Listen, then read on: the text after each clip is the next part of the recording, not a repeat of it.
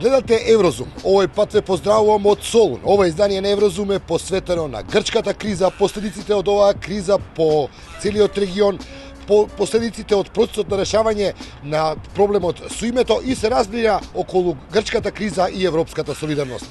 Еве што се ќе гледате во ова издание на Еврозум. Криза во Грција, сиромаштијата расте. Φτώχεια. Γενικώς τη φτώχεια, κοπέλα. Δυστυχώς έτσι θα πάμε και χειρότερα. Како членка на Европската Унија, Грција има шанса да излезе од тунелот. Можно ли е Грција се справи сама со кризата? Jamais, jamais. Il n'y a pas.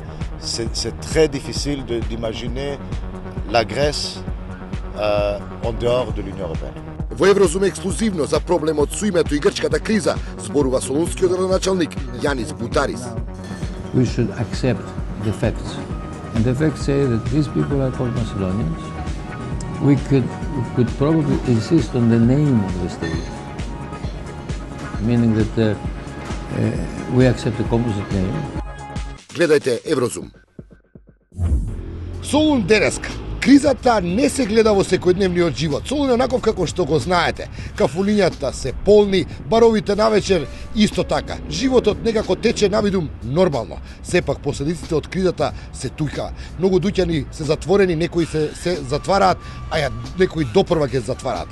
Процентот на невработеност стигна до 30%, скоро како и нашиот. А светло на крајот од тунелот се уште не се гледа.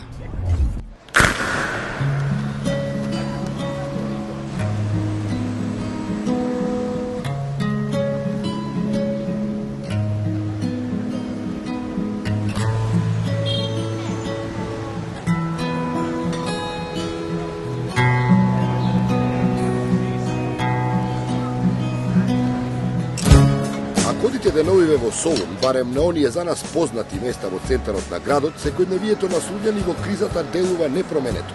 Грците не се откажуваат од јужњачката социјална култура. Кафулињата се полни преку ден, а ако решите да останете на вечерта, нема да ви фали ни добрата солунска журка. Но само ако излезете на кратко од оние наши познати маршрути во Солун и гремнете на површината, под неа ќе ги откриете последиците на актуелната економска криза во Грција. Сиромаштијата станува се поголема. Τη φτώχεια. Γενικώς τη φτώχεια, κοπέλα. Δυστυχώς έτσι θα πάμε και χειρότερα. Από ό,τι βλέπω έτσι θα πάμε και χειρότερα. Αν δεν βάλει η κυβέρνηση λίγο μυαλό, δυστυχώς και μπροστά από το μέγαρο της παδιάστηκε θα είμαστε. На брегот на морето во богатите солунски квартови, копечурки никнат склоништата на бездомниците. Јазот меѓу сиромавите и богатите станува се поголем. Δεν έχω πάει, αλλά έχω δει στην τηλεόραση τη Βραζιλία. Από τη μια μεριά οι παράγκες και από την άλλη μεριά οι βίλες. Εμείς μακάρι να γίνουμε Βραζιλία να βρούμε και λίγο πετρέλαιο. Во Солунскиот завод за невработени река млади луѓе. Невработеноста расте вртоглаво. Официјално се 22%, но неофицијалните бројки одат и до 30%, воглавно млади луѓе. Се почеста појава се и самоубиствата. Είναι ό,τι πιο τραγικό να φτάνουμε σε σημεία να θρηνούμε κόσμο. Χθες παράδειγμα την απώλεια του συνανθρώπου μας λόγω αυτοκτονιών, πολλοί άλλοι συνάνθρωποι μας που δεν φαίνονται κάθε μέρα στα δελτία ειδήσεων. Во центарот на Солун, ако се симнете од Симискина Митрополеос, секој четврти дуќан е затворен. Елена Попеску, нашата соговорничка, мака мачи да го држи работењето на нејзиниот оптичарски дуќан. If I didn't have the ownership of this shop, if I could really manage to keep it up, because all the taxes were really increased. It's very difficult to keep up, to have employees. Таа е една од ретките која се снаоѓа и има големо разбирање за нејзината генерација која се почесто е на протести по улиците. I understand that most of them have seen their dreams collapsing, and it's very, very frustrating because most of people in my generation are very educated. They have many degrees, they have many abilities, and it's difficult to be unemployed and have so many. You've built so many things about yourself, and just because of the crisis, not to change all your life. There are people in my age that now are searching for a job abroad, which is not very easy for a 35-year-old person just to have to live again in the country. Време е за промени во Грција. Некои тоа го видоа, па во кризата препознаа шанса за добар бизнис. Томас пред неколку години заврши факултет, разви семеен бизнис со идеја да и се врати на традицијата на грчките природни ресурси. Само последната година во екот на кризата тројно го зголеми бизнисот. Овој граф овде сега што го гледате и кој често сте го може пробале во Грција е од Мала Преспа, значи за само неколку километри зад нашата граница. За жал кај нас не се произведува. The concept is to recommunicate the Greek agriculture sector, to rebrand the Greek products, to rebrand Greek groceries, Greek taverns in a more European, modern, up-to-date look. So we found those producers that do well produce productions but not well packaging, communications, selling points. Томас е сепак само редок пример кој ќе треба да го следи неговата генерација во цела Грција, која се наоѓа пред драматични, политички, социјални, но и ментални искушенија. Сега нешто што нас многу не интересира. За кризата во Грција и како таа ќе се одрази врз процесот на решавање на проблемот со името. На оваа тема разговарав со градоначалникот на Солун Јанис Бутарис. Еве го разговорот. So, Mr. Butaris, how is life in Thessaloniki in this difficult time for Greece? Many shops are closed. Yes. It's obvious when you are going around the streets. How do people manage their lives here? What they're doing? Well, we've got to understand one thing, that Greece had a very big percentage of its economy as what we call the para-economy. People were living without paying taxes. They were making money without paying taxes, without doing their obligation to the state. And so now this para-economy, this fat of the state, they're living on this fat. But sooner or later, this fat is going to end. So do you think that it's a big time to change the mentality? Yes, which is the most difficult thing, change the mentality of people. First of all, there are two things that we have to change. First of all, change the mentality of people that the state will not take care of everything, and then change the mentality of the state, the servants, the civil employees, that they have to serve the people. Now, I say that the mentality of the people has to change because Greece is, I always say that Greece economy and society is the last type of the Soviet economy type. We expect everything from the state, and we don't want to pay taxes. This cannot continue anymore. Could you imagine, Mr. Mayor, Greece in this difficult time not being member of European Union? No. This could be a catastrophe. This could be a catastrophe economically, politically, ideologically, on every aspect. This could be a catastrophe. Mr. Butaris, how is important for Greece in this difficult time to have a good neighboring relations? Well, I have a point there that what I say and that we have started doing is that there's no better thing than having good relations with your neighbors. So, you know that we have, as a state, we have some differences, big differences with Turkey.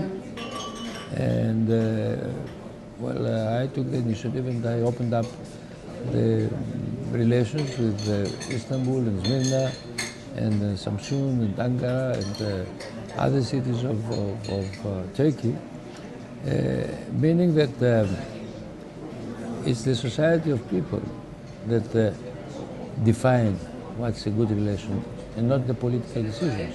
So if there are, if the relations between people, for example, the relations between Thessaloniki and Skopje are good, and we have people from Thessaloniki going to Skopje, people from Skopje coming to Thessaloniki, and we see that we are not hostile to each other, and we don't have things that we don't pay attention to the things that makes us fight, but we pay attention to the things that makes us be friendly. Then I think that we'll proceed in a better thing. How do you feel if I'm saying that I'm Macedonian, that my language is Macedonian? Look, I don't care very much. because I'm a Macedonian too. I'm a Greek Macedonian, you're a Slav Macedonian. And this is a thing that all of us have to accept, the Greeks and the Slavo-Macedonians.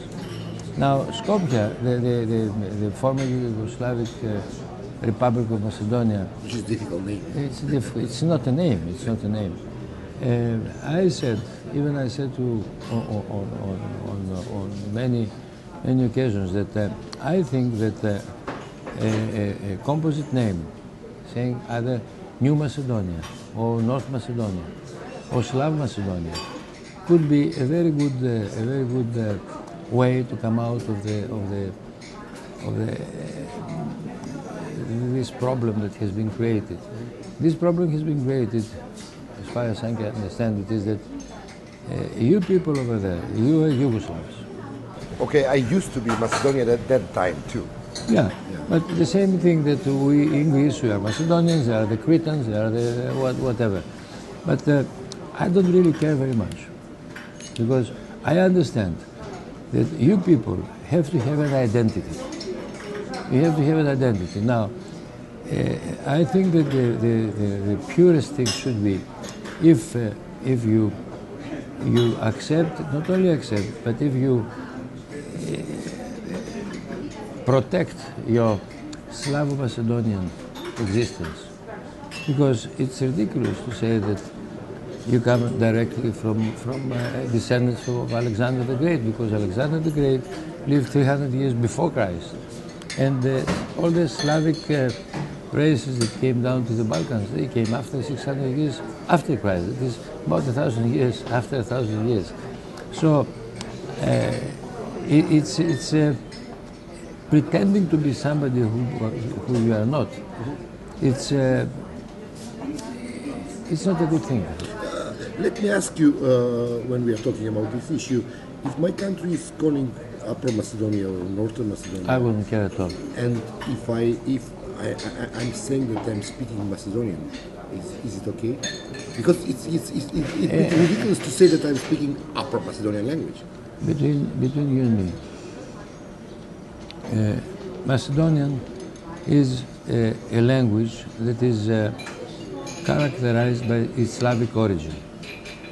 The thing is that it's so solid now. It's not a thing that happens now. It's more than 100 years that this language was spoken in this area. So even we, in my ancestors' village, my family, part of my family, comes from Krushev, and they spoke Greek and we lived well. They speak Vlach because I'm a Vlach. Huh? My people, or the village up in Infel, when they spoke about the people who spoke Slavo-Macedonian, they always said, they didn't say Slavo-Macedonian, they said they speak Macedonian. So I don't really care very much. It's simply a matter of, say, egoism.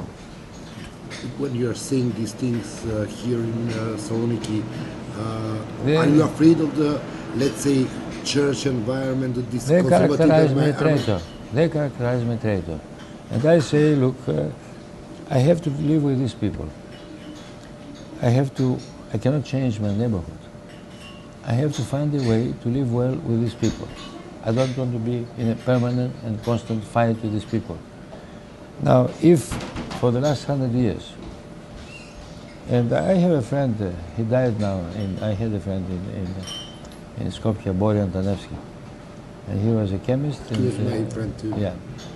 You know what he said to me, Borian, Borian was the name of the boy who died. Yeah. Joseph Tanevsky was the name of the father. His father, yes. I knew him many, many years ago. He was a very good man. Huh? And he said to me, look, Yanni, generations and generations grew as Macedonians in our area. So it's difficult to accept anything else. Officially, we can probably, that's what he said, we can probably accept a name so that we can characterize the difference of the state, but only the state. This is either New Macedonia or Slav Macedonia or Upper or North or whatever. But the people will always be called Macedonian because they have been called like that for the last 100 years. And it's not now. the problem arise? The problem arose in the 50s, and it was The Civil War. no, after the Civil War, and it was Tito and Karamanlis who discussed about it, and then they agreed they will not open up the subject, because at that time Yugoslavia is in between East and West. But I think that now we should accept the facts, and the facts say that these people are called Macedonians.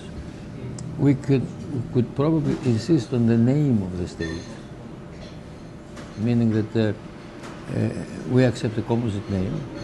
But if we, because you know, on a thing like that, on an agreement like that, certain details will be written. One of them is how do you call the people? I say, you call them New Macedonians or you call Macedonians, I don't care. The only thing I care is that the state should not be called Macedonia, because it's not only this area which is Macedonia. It seems that political elite in Greece don't care about the solution of the name issue. They are preoccupied with the economic crisis. Am I right? Our politicians have proved for the last 30 years, 50 years, they have proved there is no real strategy on how we behave with our neighbors. We have problems with Turkey, we had problems with Albania, we have problems with Skopje. So, I mean, something must be wrong. We are not the race that rules the country. We are very lucky. We entered the European Union. Our level of life is much, much higher than all the other neighboring countries. But it doesn't mean anything. You came in the mid-90s in Skopje to show the solidarity and to show your opposition towards the Yes. back then embargo. Yes. Well, when you will come next time in Macedonia, in Skopje, right? I have already done some contacts with the mayorship, and I think that I'll be in Skopje after Easter. I try to arrange this thing because the program is very heavy, and the reason I'll come is that I want to show to the people living in Skopje, either they are Macedonians or they are Albanians or they are Vlachs or whatever. I want to show them that Saloniki is here for you. That Saloniki is supporting you in whatever you do. You want to come to schools, you want to come to hospitals, you want to come to the market, you want to come wherever, and you have a friend in the face of the mayor of Saloniki. Because I'm not, I think that I'm not arrogant, and I think I'm wise enough, and I have lived very, very many years in this area, so that I know the very delicate problems. I'm not a politician. I'm a citizen who lives. Even the name of the variety that which is one of the most noble varieties of grapes we produce our wine. It's called in Greek. It's called Xinomavro, and the second name of this variety is called Pipolka, which is a Slavic name. So that means that in this area, Slavics and Greeks, they lived so many years together without any real problem. So how come now we create the problem for I don't know what reasons? So we have to get rid of this problem. Yeah. Okay. And I think that your politicians also have to understand that. We have to get rid of the problem. Okay, as a Macedonian trader, I had the pleasure to talk with a Greek trader.